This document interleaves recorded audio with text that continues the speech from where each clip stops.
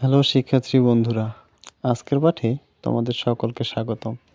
আজকে আমরা ওহমের সূত্র শিখব। চলো জেনে নেই বিদ্যুৎ শক্তির মৌলিক উপাদান। বৈদ্যুৎ শক্তির মৌলিক উপাদান তিনটি: একটি ভোল্টেজ, দ্বিতীয় রোধ এবং কারেন্ট। ভোল্টেজকে ভি দ্বারা প্রকাশ করা হয়, রোধকে আর দ্বারা প্রকাশ করা হয় এবং কারেন্টকে আই দ্বারা প্রকাশ করা হয়।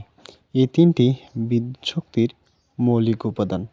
চলো এবার আমরা ওহমের সূত্র শিখে আসি, যেটি আমাদের এই অধ্যায়ের প্রত্যেকটি অঙ্ক করতেই কাজে লাগবে। ওহমের সূত্রটি হলো, কোনো পরিবাহীর মধ্য দিয়ে যে পরিমাণ বিদ্যুৎ পরিবাহিত হয় তা ওই পরিবাহীর দুই প্রান্তের বিভব পার্থক্যের সমানুপাতিক। অর্থাৎ মনে করো এটি একটি পরিবাহী তার, যেটার একটি প্রান্ত এ এবং অপর প্রান্ত বি। এ এবং বি এই দুটির মধ্যবর্তী বিভব পার্থক্য ভি।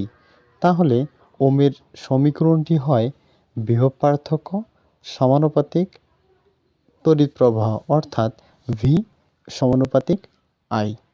এখন যদি এ এবং বি এই দুটির মধ্যবর্তী একটি রোধ থাকে, সেটি যদি আর হয়, তাহলে এই সমীকরণটিকে আমরা যদি সূত্র হিসেবে লিখতে চাই, তাহলে সূত্রটি হবে ভি সমীকরণিক চিহ্নের পরিবর্তে সমান সমান আর আই, বা ভি সমান সমান আই আর। এটি হচ্ছে ওহমের সূত্র।